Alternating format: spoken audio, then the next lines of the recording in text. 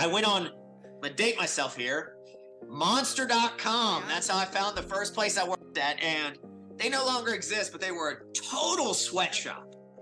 Total. Oh my God. But I learned a lot, like, especially what not to do.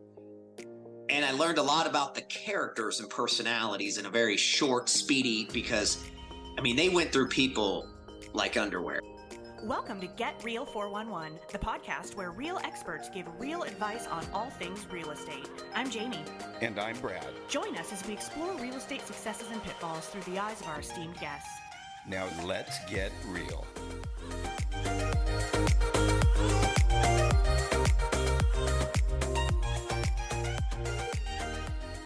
Today, we are joined by our good friend and industry leader, Eddy Perez, CEO of EPM. Hey, Eddy, welcome. Thank you for having me. Yeah, excited to have you. Eddy and I had the pleasure of talking a couple of weeks ago when you were out of town, and Eddy put me to work. Good. So we had a short talk, but then he said, "You know what? Surprise me. Anything's on the table. Just ask away." So I said, "Okay." So I did as much research as I could.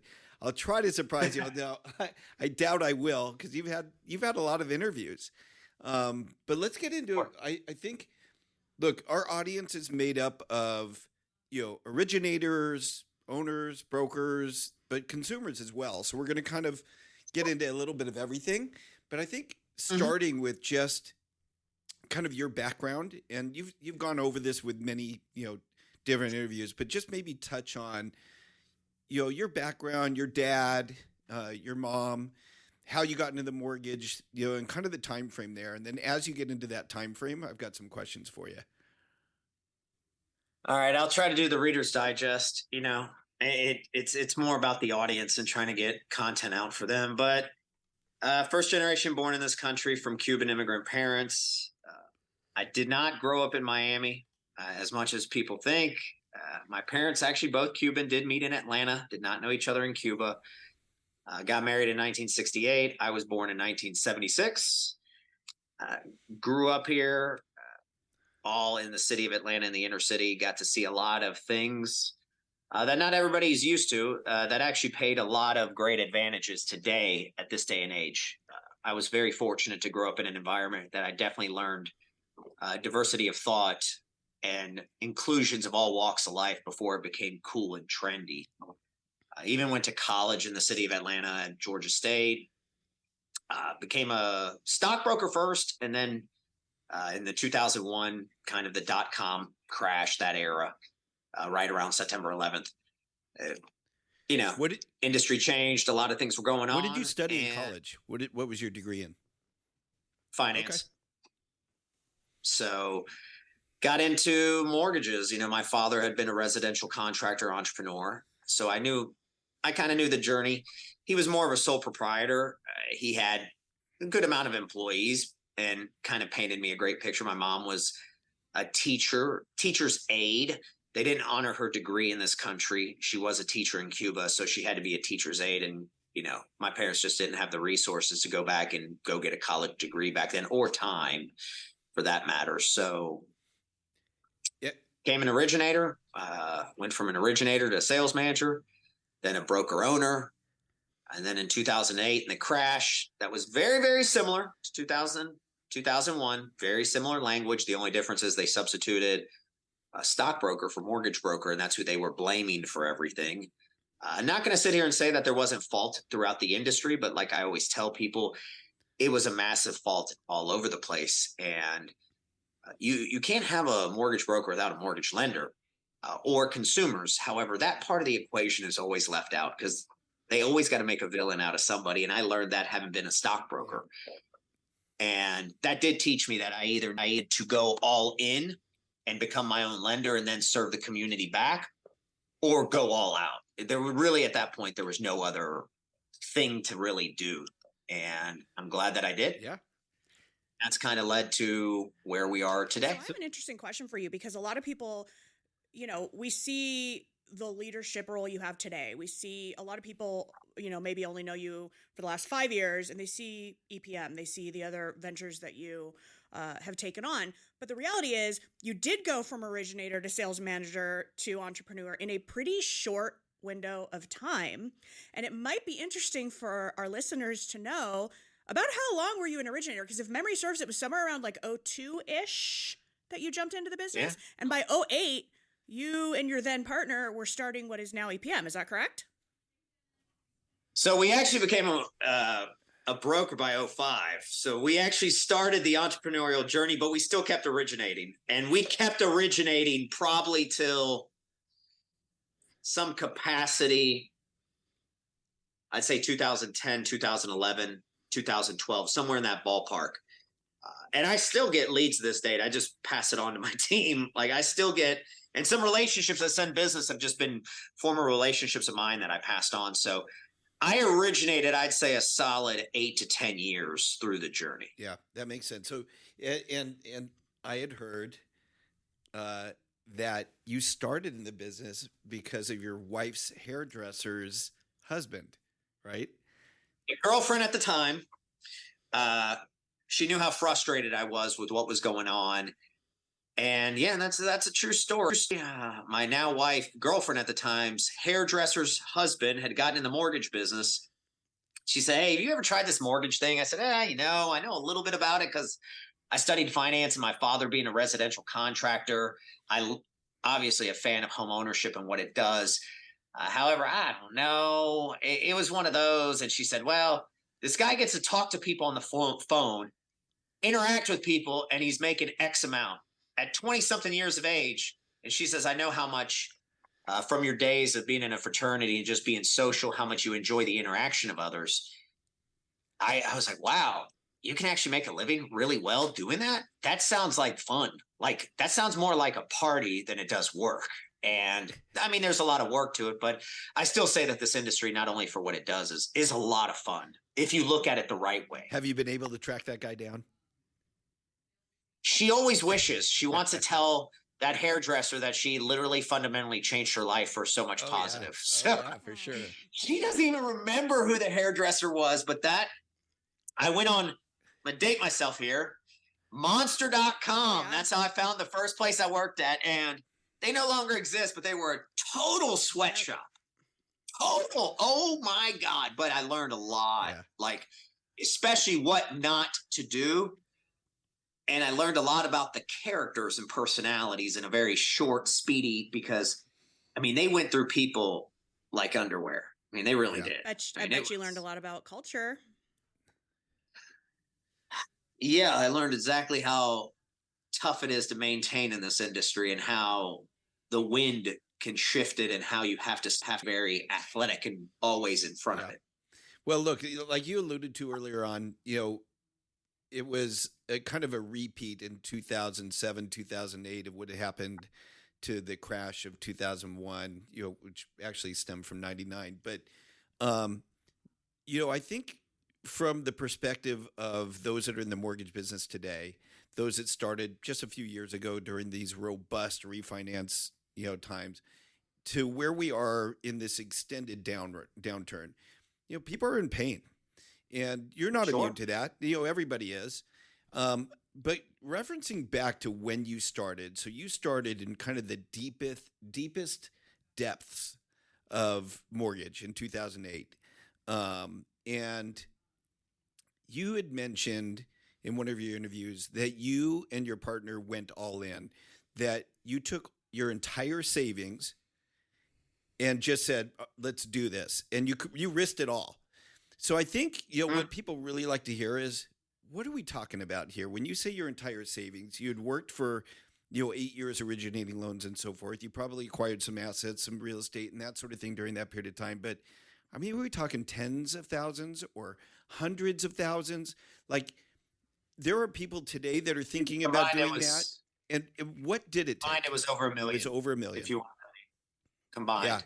Yeah. Yeah. And your partner, because that's kind of the net worth that you had to have back then to even exist. Right. Yep. The only way we could do it was to sell every stock and pretty much sell everything and drop it all into the bank account. That's the spirit. Like real estate and all that didn't count. I had some real estate, but hell had equity back in 08. Anyway. If you had it, it evaporated. Right. So that's true then. Yeah. So I mean, Yeah, we put it all this is in. the perspective that people need, because a lot of people think it's easy, or they complain about it from the other side, right? And they don't really understand what it is to risk everything and really be purely an entrepreneur, where you're like, you're willing to risk everything because you have the conviction to make it work and achieve that American dream. And they think that they see you today, or they see people that are successful today, and they think, oh, pay your fair share. You know, we hear that all the time, right? Pay your fair share. Well, you had paid it. That's how you built this, and you didn't inherit it. You weren't a trust fund baby. And so hearing the details of that, I think is important for people to give them perspective today, that, it's not that it's impossible. Anything is possible, but you really have to have the conviction, the stamina, and the disposition to understand the type of risk and pressure you're under when you put everything at risk. And so, kudos to you for taking that risk at that time, where very few did.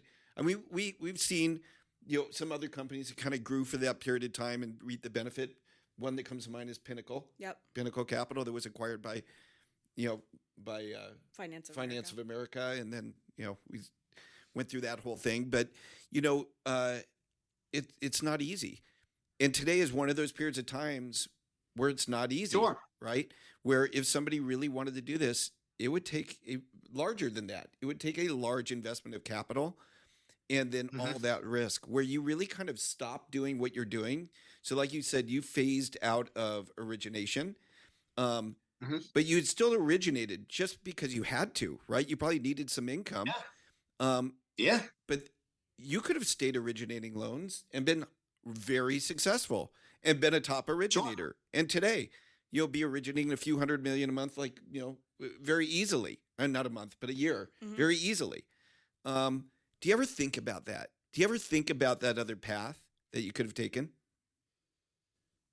Man, that's a good question. No, I never really have. Okay. I never really have.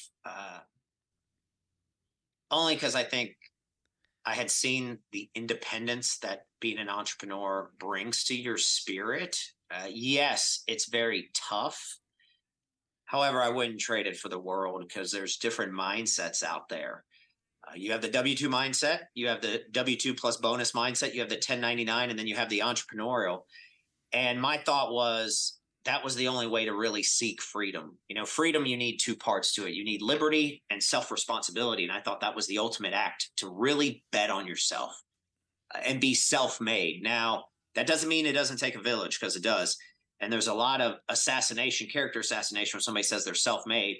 What I mean by that is, if I didn't believe in myself first, even before my parents or anybody, there's no way you can really take on the dark days, because there'll be a lot of. Oh, yeah. And I think that we downplay the word stamina so much, because everybody sees, A to Z. But let me tell you what, the rest of the alphabet in between is hard and painful and can go on, particularly in the market cycle we've been in now for a very long time. You don't just have to believe in yourself. You don't just have to make the investment mentally, financially, physically, in every possible way. You also have to be able to dig deep during dark times that go on longer than you want them to, and still find within yourself that same passion that started you on your journey to get your butt out of bed and show up and to do the damn thing, even when you cannot see the end of the road and you cannot see the positive results. What are some of the ways, because you talk a lot about mental fitness, physical fitness, and I know as a friend of yours how much you read. What are some of the ways that you dig deep to show up every day for your team? So I'll say that I think I'm very fortunate in that category, and it's a little bit easier for me than most. English is not my first language, so I don't take that for granted. My family's story, I mean, I saw a lot of struggle, pain. Even where I grew up, my classmates, I grew up in an area that was more impoverished. Believe it or not, my parents, who had a very modest home, still my mom lives in the same home. We were considered on the up, and I mean, we were like barely middle class. Like, we'll just say regular middle class, but where I grew up, very impoverished, a lot of single homes, a lot of single parent homes, a lot of parents that were on drugs, unfortunately, kids having to take care of themselves at a young age. So my perspective, I don't have to do what my father did. I don't have to steal a boat and row to freedom. I don't have to do that. I don't have to survive stage 4 cancer, or I don't have to be, once again, that 17-year-old kid who's told that your mother may live only to see your 18th birthday because it's a month from now. She's still alive, thank God. I don't have to be my uncle. I mean, his story is probably the craziest, as much as my father's is. I mean, he had to survive a firing squad every night for a year and a half. It's very brutal mentally. Unfortunately, when he died, it's like he was like in a constant panic attack for like 4 or 5 months. And finally his heart just came out. Like he had some sort of flashback after my father died, because they were best friends and they were brother-in-laws. And he just literally lost it. Even my aunt, who was schizophrenic and bipolar, that's why I'm such a proponent about mental health. Fortunately, I did not get any mental illness or anything like that. I'm very fortunate in that. I consider that. So, that's why I've been given so many blessings. That's why I feel like I have to bring it. I have to make this a fairy tale, not for myself. I owe it to all them. I owe it to this country. I owe it to everybody that was able to make it. I owe it to those that couldn't do it, that couldn't hang on. Because yes, it is about mental fitness and the 3 pillars, which is mental health, mental wellness, mental strengthening. I define those a little bit differently, and I talked about that at TAG. I do have to, because there were people that I watched the outside of my family that showed me it could be done. And I hope somebody out there I'm influencing for that, one way or another. Or if I'm not, that's completely okay with me. I'm a big advocate for the consumer. I think a lot of people look after the consumer. I think there's a lot of consumer protection, but I don't think there's consumer safety, as I call it, which is putting consumers in the overall best position. And that's one thing that concerns me about the industry, is because I remember what it was like to be Freddy Krueger in 2008, even though what we do. So my perspective is I've just been very fortunate. I really have, in everything in my life. I mean, even as crazy as it sounds, being 5'10", my mom's like 4'11", my dad's 5'6". So I never felt short in my life. So, and being Latino, I'm not really short either, given the circumstances. So in all my life, I've just been very fortunate. So I feel like if not, it's a complete waste and it's a travesty. And in particular, my dad, my uncle, and my grandmother, the 3 that believed in me the most, my whole life, that encouraged me the most.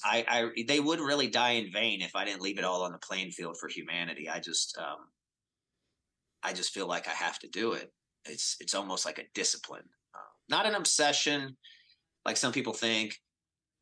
It's just, I just owe it. I've been very fortunate. You get one life, and not everybody takes it as serious as they should, because they get too much into their feelings. And what I mean by that is, it doesn't matter how I feel today. I'm going to feel worse if I don't attack the day. You're absolutely right. And I'm fortunate to call you a friend in life as well as in business. And every once in a while, I'll call or text you for a gut check on something business-wise or whatever. And one of my favorite things that you've said to me many times over the years is, in America, we don't have problems.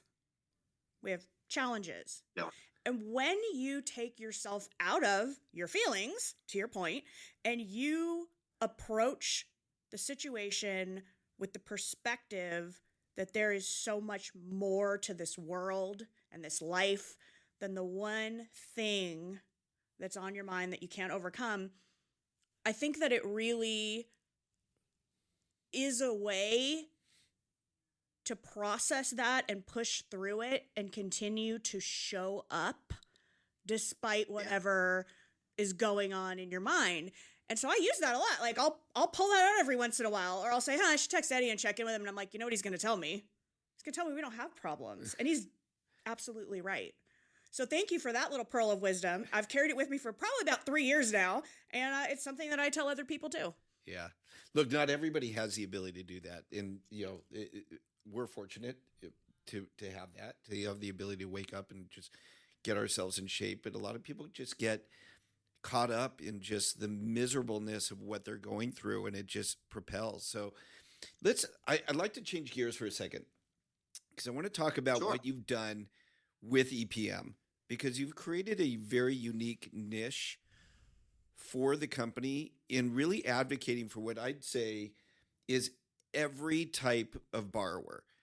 You are the number one place that originators think of when it comes to DPA, which is down payment assistance programs. Not every lender embraces that, right? There's some that just don't do them. They just won't do a loan with DPA. Others do limited and they don't really specialize in it. But if there's a down payment assistance program out there that can be accessed locally, regionally, nationally, you guys not only seem to know about it, you can educate the originators about it and benefit the consumer about it. And so tell us a little bit about that whole thing. I think this feeds into your whole mantra of, being there to help the world because of what your family had gone to. But how did you wind up, kind of creating this opportunity zone that others aren't Sure. Well, it goes down to the roots of even how I originated. I specialize in the first time, second time home buyer market. I'm going to say something that definitely resonates today. My father survived the early 80s when interest rates were at record highs. Right now, the perception record highs, but it's still a perception that's out there. And he survived because at that time he still did the first and second time home buyer. And he says, regardless, housing's a need. It's a significant want. And you got to be able to build a sustainable business. So it really plays into the business model of the first and second time home buyer. It's real easy, to do the vanilla stuff, and I don't mean anything wrong with that. We do plenty of it. It's just, if you can do the hard stuff well, the easy stuff is easy. And are you there for your client the first time? Are you there? Can you provide a certain value to help any of the people in your culture? Let it be somebody that works for you or even, wonderful broker partners like yourself. So you got to give them the advantage and give them a value to take advantage, because unfortunately, a lot of people chase the vanilla stuff. And then at that point in time, and I have friends of mine in the industry who then, when I see at conferences, do nothing but complain about somebody else's interest rates. And I kind of tell them, you kind of did it to yourself. Like, you're swimming in a pool that there really isn't any value. So of course it's going to be about price. Like, I hate to say that, you kind of regulated yourself. And I never wanted the organization's mental health to feel that way either, because at the end of the day, these are humans. And yeah, it's a little bit tougher work to do a lot of the first time, second time home buyer market. However, it's extremely rewarding. A lot of them come back. A lot of them refer tons of people. A lot of them refer to partners of ours. The regular loans, like, you don't just pick up the same type. People have different, demographics within their own family. And it's really about being an all-in-all lender. It's not about just serving one type of customer, because at that point, I just think you're not really fulfilling your cause and your mission. But I can understand why some people don't want to do that, because you could get a stigma and you could get viewed a certain way. But I always say, as long as you don't view yourself that way, who really cares what others think? Yeah, and you guys have not put yourself in that position where originators think of you only for that, right? But they see that as a value add. And from a consumer perspective, to have access to down payment assistance programs that are forgivable. I don't know if maybe you could talk a little bit about just the details of how it works. Sure. Because I think it's a grant. It's more of a grant. I mean, it is a down payment assistance, because anytime that, it's considered assistance. But ours is a true grant. So they get the equity automatically out of the gate. Now, they can't refinance at least for 6 months, but that's more about how you got to go 210 days because it's FHA. So that's more of a timing issue. And then, hey, given what's going in the market, sometimes, there really isn't a lot of benefit to save and refinance at the moment. However, they were able to get into a home for very little cash down and start building their own equity. And that's how we're really, as a country, going to transform wealth, because most wealth is built in this country, regardless how wealthy you become off real estate. And I think a lot of people don't realize how large of a sector that is in the largest economy. I don't think people can probably wrap their brain around how many people it influences. And that's probably why, because it's so large. I mean, the net effect is somewhere for $6 to $7 trillion with a T. hard for a lot of people to even wrap their brain around that. Absolutely. So you did give us permission to ask anything. I've got an interesting one. So let's go back to 2020. The world turned upside down. Most lenders were pulling back on no score VA, low score FHA and VA, and some of that product mix. At the time, you and your leadership team made a business decision not to pull back on that product. And the obvious results were the backlash of EPM is slow and they have service problems. Now, we know that the reason behind that is that you were getting the only influx of volume of that product that any lender had because you were the only lender still saying yes. But I'd like to know, because it all sounds very altruistic, and it was, what does making a business decision like that for the period of time you sustained it until other lenders started jumping back on the bandwagon, what did that look like when you were looking at the financials? I mean, we did well. Good. But everybody did well there.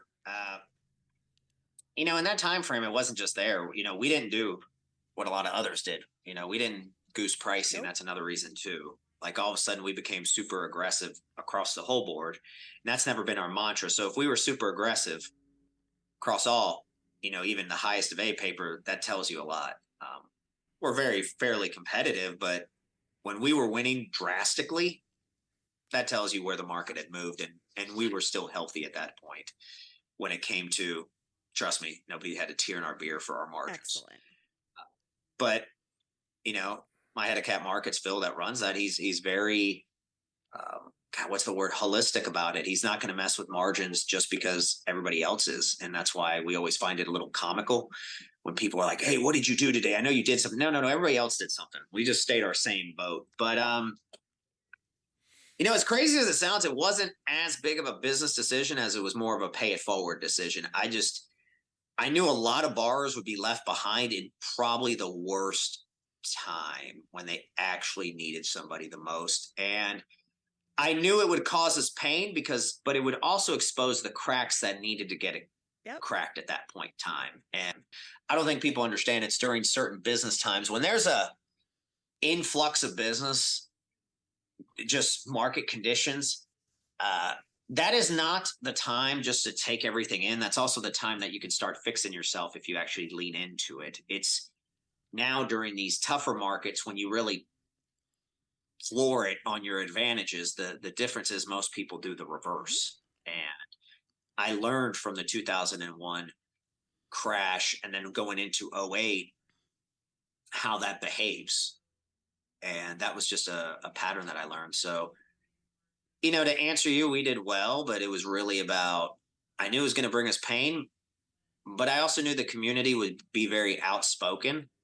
And I knew at some point in time, we were going to probably burn some relationships. But what I always say on that one is everybody was slow. I love how you try to say it was just me, but I know everybody was, but I get it. Depending on who you talk to, I'm sure, which I don't take it personally.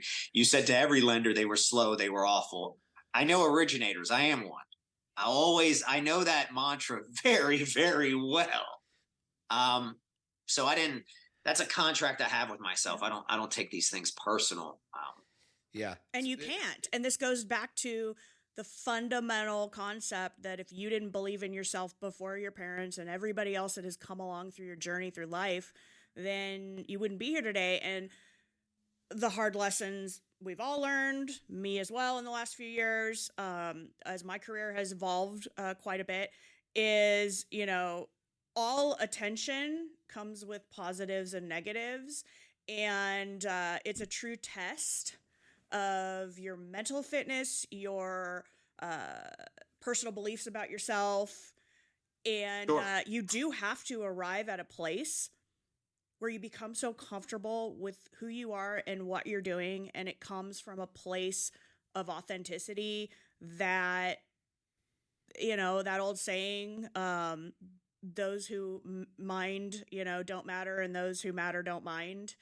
It really is true. And it becomes something where you have to just consider that noise, unless it's a trend, unless it's true feedback. Because I think we both agree, criticism is a gift. feedback from people when it's given with love and good intent is one of the greatest things anyone can ever do for another person.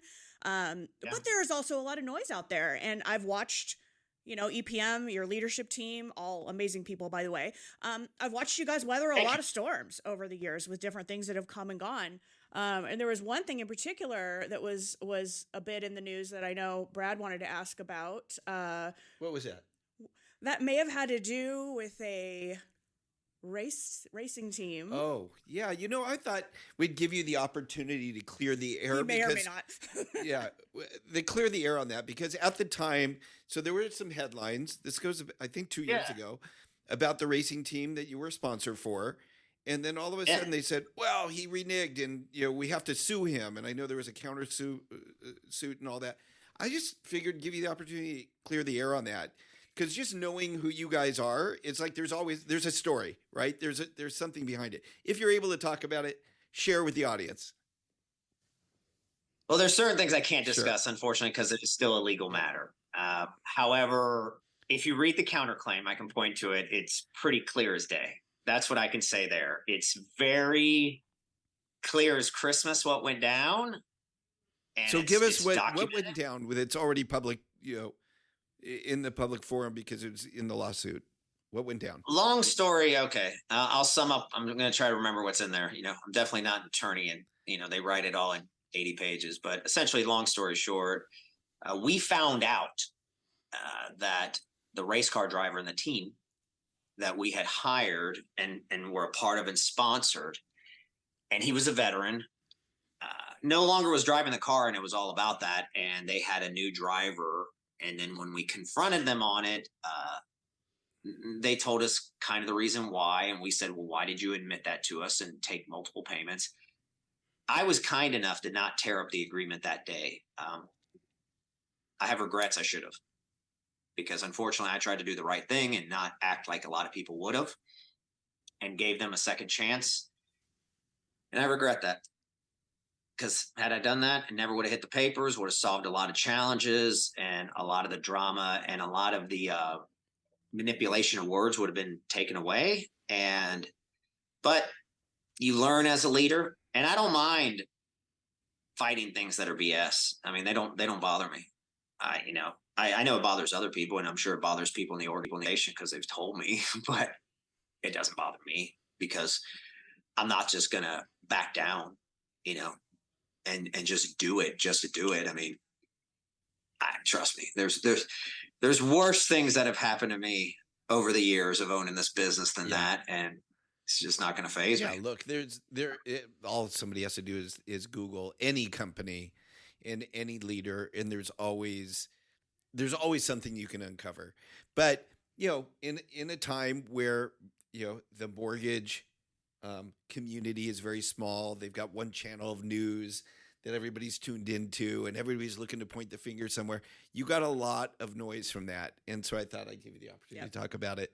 And so, It didn't bother me. I'd tell you it bothered the teammates more. And they knew it. It's not like I didn't share it. It's not like they didn't know what was going on. It's not like they didn't know that they violated the agreement and 60 days earlier. And of course, they're pulling some technicalities on it, but there's some legalities around all that language and everything. And, like I said before, I'm very confident this is going to go well for us. Yeah. I'm very, very confident it's going to go well for us when it's all said. Yeah. Well, when I was reading it felt that way to me too. That's why I wanted to ask you about it. So, but, okay. So what I'd like to kind of just, ease into is, we talked a little bit about DPA. There's a lot of things that you guys are doing that other lenders do not.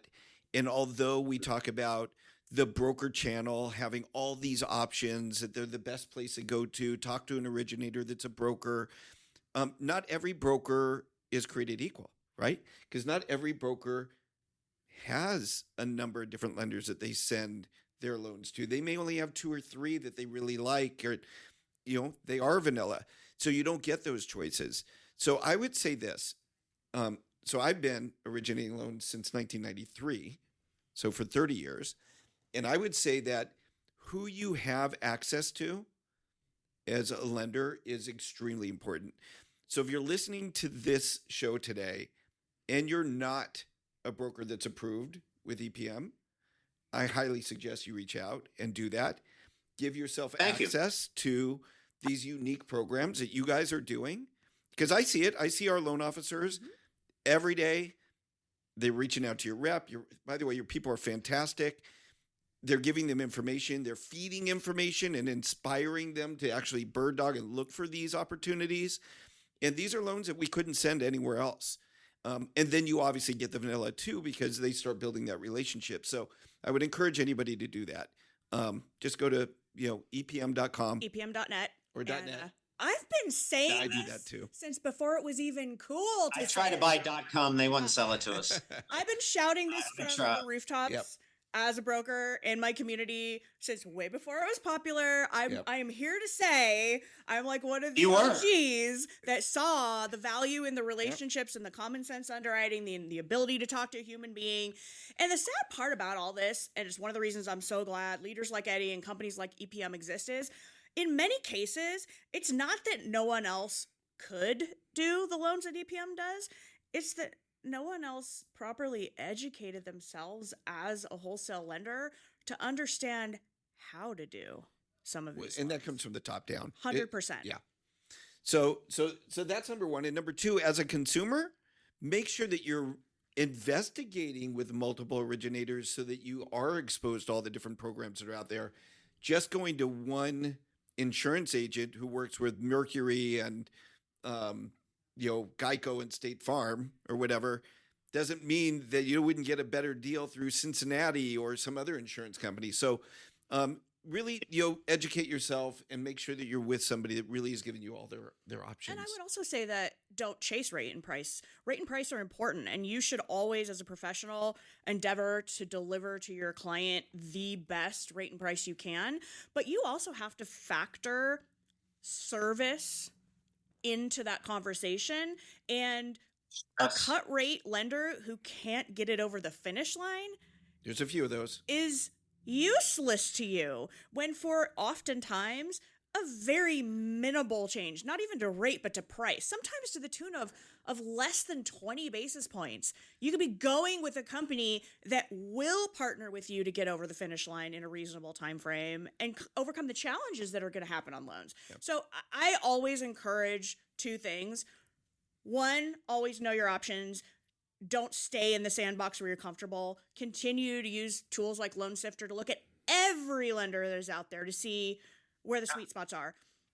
And the other thing that I would say is don't box yourself into only one wholesale lender. Because honestly, and I'm not afraid to say this out loud, you're just a retail office of that company if the only lender you send. That's okay if you want to do that. Just be honest. Yeah. I mean, that's the and look, I get it. When I was a broker, I did business with about 5 to 7. But if every once in a while I got a very niche, unique deal, I was open to it. But yeah, your job is definitely to have more access and freedom. I definitely believe in that. I think it's good for the consumer. But like I say, I get it if somebody has just a handful they deal with. What I will say is there's not a whole lot of vanilla left right now. So you gotta even the vanilla deals aren't so vanilla anymore. Everything's got hair on it. Credit score may be vanilla, but the income sure is heck the ice cream cone where it's the chocolate and vanilla swirl. Nothing is vanilla. It's dripping a little bit. So you just got to be aware of that and just be open-minded. That's what I just try to tell people. At the end of the day, we got to look out for the consumers. And you said it best. Like, I kind of use the hamburger, are you going to go to McDonald's to get your hamburger, or are you going to pay a little bit more for, a big chain where you guys are at, like In-N-Out? That's going to be a lot better for you, or at least you'll enjoy it. I don't know about health, but, tasting better. That's what you're paying for there. And that's a completely okay. And to your point, a lot of times it's not a huge difference at all. And you got to also think about it, what people don't. If that customer experience is going to be better because they're going to get it done, even on that, you've reduced their stress. And I promise you, as much as any consumer will sit here and say, especially buying a home, first-time home buyer, second time, it's a lot of stress. Just the pressure that they put themselves onto, because they've all known somebody that got turned down at the last second, or they've heard the horror stories. We've all heard it. You're really looking out for them. It's basically your insurance to go back to that you're buying for. I'm like, hey, I'm going here.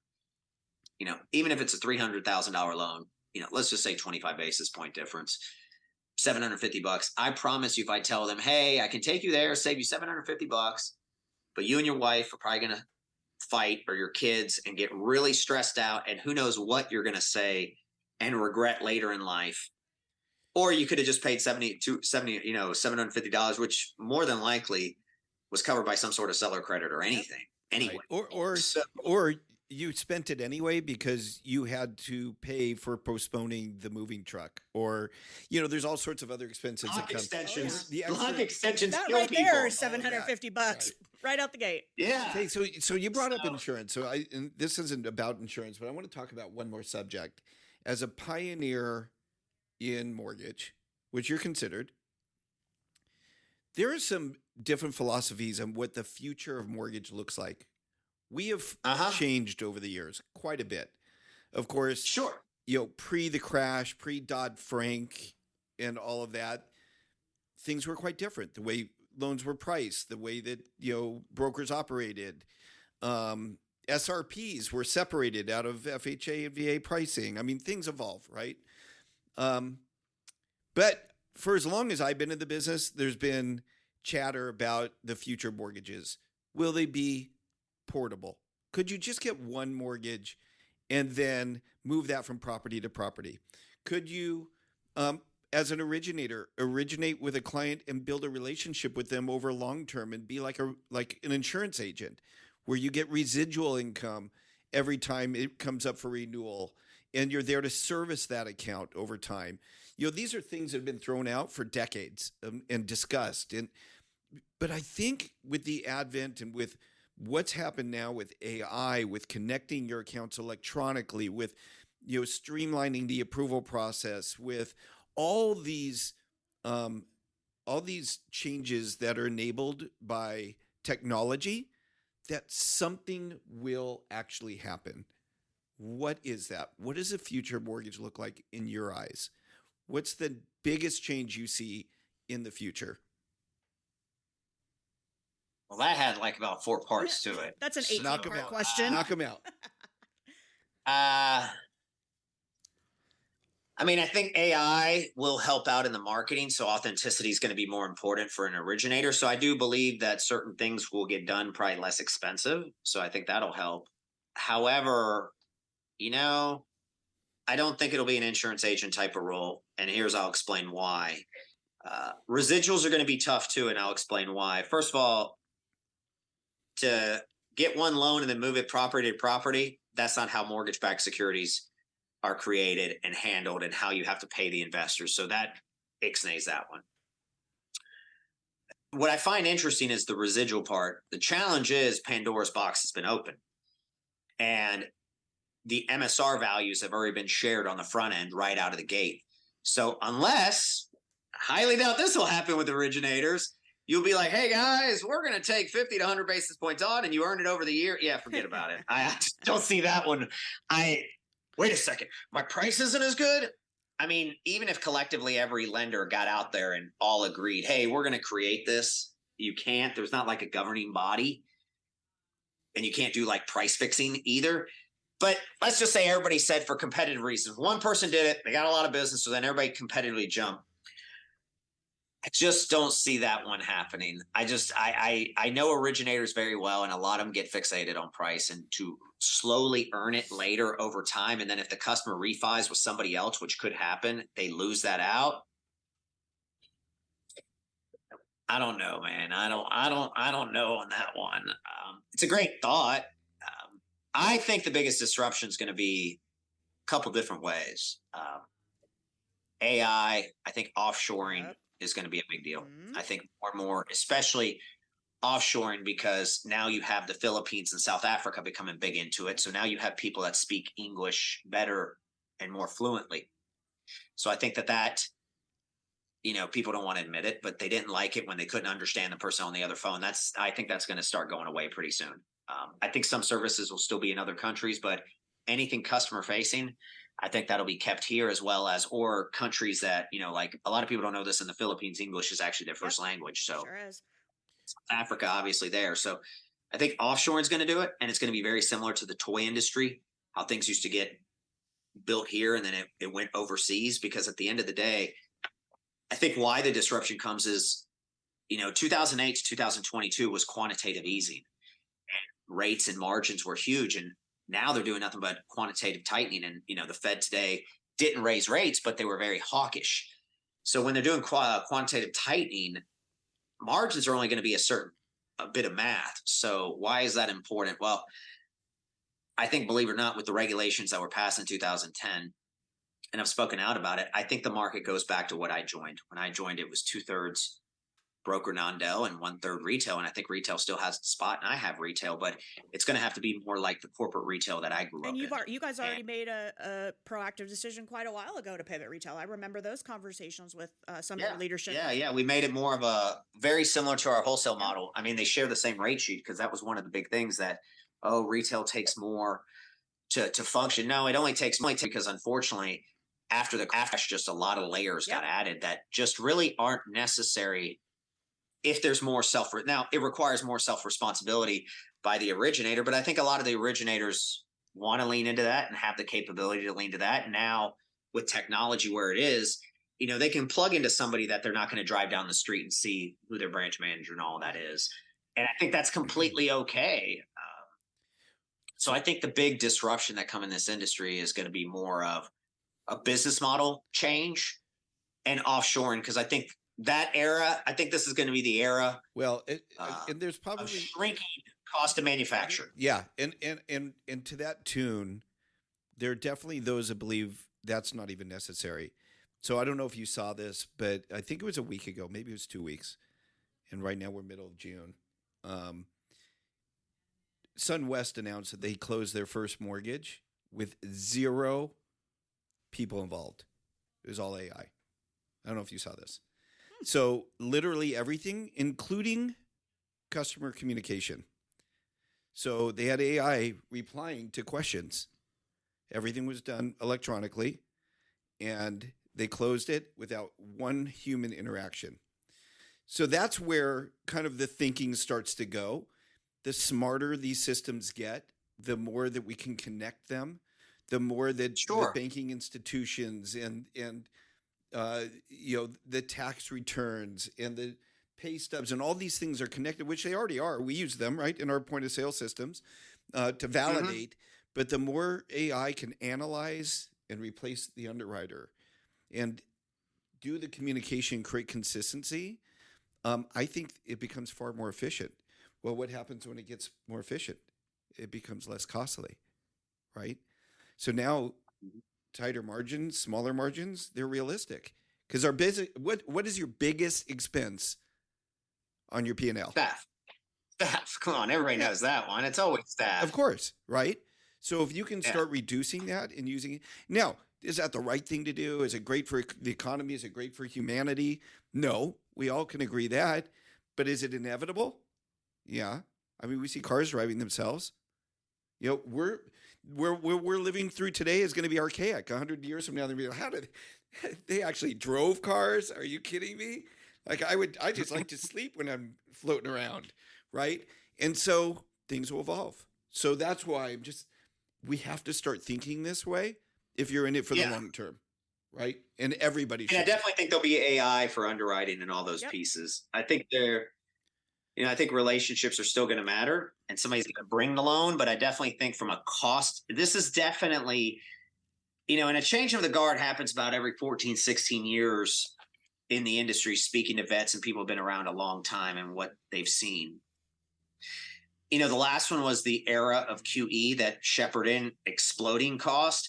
I think this is the era of QT, quantitative tightening, that shrinks cost. Right. And I think you've got to be very forthcoming with your team and look, the general concern people have is this good for humanity? Like you said, are people going to lose their job? What people don't understand is from all the books I've read that are even a couple 1,000 years old, that's the same story they've been saying. Yep. There's always something new that happens. I mean, think about it. iPhones get created and now there's a gazillion shatter your screen companies that fix it and have made fortunes and own businesses, and then they sell cases or little things. Like things will get created, and there's a shortage of jobs all over the place that pay well, like the accounting industries, the insurance industries. Maybe that's where these people need to go. And that's completely okay if we become more streamlined, that they go to better, more consistent jobs that don't have the fluctuations like this industry have. And that's where I think people need to be vulnerable. And I get it, man. It's tough to see the tree through the forest, especially with the unknown. However, humans are pretty, there's a lot of ingenuity and creativity. Somebody will start to create. It's an evolution. It doesn't happen overnight. It's not the strongest of the species who survives. It's the one most adaptable to change. Change creates innovation. Innovation creates opportunity.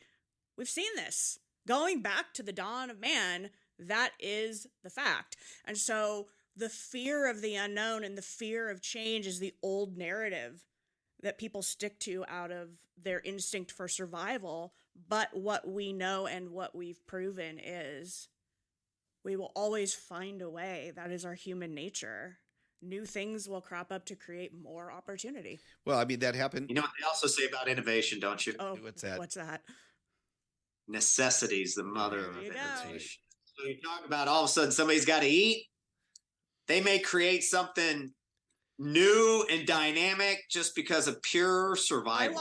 Never underestimate the power of survival. I watched the coolest movie called Flamin' Hot last night about Flamin' Hot Cheetos. You want to talk about necessity creating a new idea? You guys should check that movie out. It was really cool. Yeah. And you'll enjoy it. That. Yeah. Yeah. Well, look, a perfect example of that, just to tie it into the mortgage industry about adaptability is, and you'll remember this, Eddy, of course you will too, Jamie, is when Dodd-Frank came out and everything changed, right? And, disclosures and all these things, and you had to do qualified mortgages if you wanted to be protected and all that. Well, what came out? Non-qualified mortgages, non-QM. I mean, it's subprime with a different name. So we evolved, we adapted, we overcame. Prefer Alt-A, but I gotcha. It's all in the same bucket. Back in my day, Alt-A and subprime were distinctly different products that I offered my clients. It's not hard money; it's private money, right? Yeah. So anyway, let's. I guess we're gonna start to kind of wrap it up here. Jamie has her famous question that she likes to ask at the end of an interview here, but we've really enjoyed the time here, Eddy. And when we post this.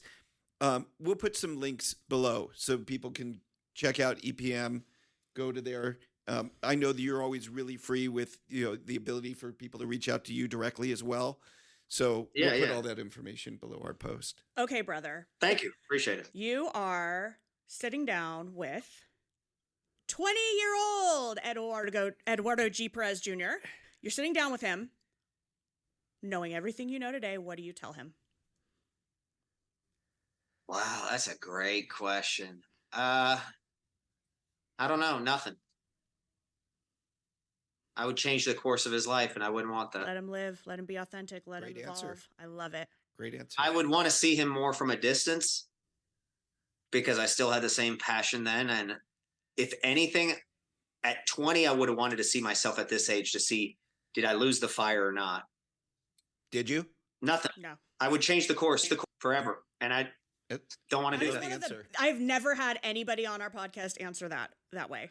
And I think that is very true to who you are. Very accurate.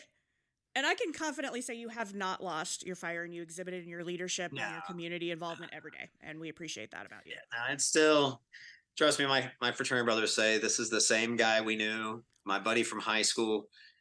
Because like I said, I grew up in an area that we all agreed, the few of us that got out of there, that we were leaving, but they all said, this is the same guy since he was 15, 16, and I'll always be that way. What fraternity? Sigma Nu. Oh, shut up. I am a Sigma Nu as well. Oh, nice. San Diego State. Eta Kappa. Right on. Well, didn't know we Georgia State, Eta Gamma. That's so funny. Didn't know we had that in Look at you two, fraternity brothers, all this time. Yeah, it's funny. I can't believe you never, not that people ever see it, but it's on my ring right there, the letters on my college ring. Well, that's great. Well, we'll have that to chat about. Definitely. Anyway, you have not lost your fire. I see your stories. I see you working out. I see you throwing the weights around. You still got the fire. So keep it going, Yeah. Eddy. It was nice chatting with you today. We'll have to do it Likewise, I again. really appreciate the opportunity. Thank you for giving time out of your schedule so that we could have some fun. Our Likewise. pleasure. Appreciate you. Have a great day. Get Real 411 is hosted by Brad Rice and Jamie Kavanaugh, produced by Stuart Jellin, and recorded live from the Amerifund Home Loan Studio in Simi Valley, California. You can learn more about the show at getreal411.com and watch full episodes on YouTube. If you're interested in being a guest on Get Real 411, email booking@getreal411.com. Please subscribe, rate, and review us on Apple Podcasts, Spotify, or wherever you get your podcasts.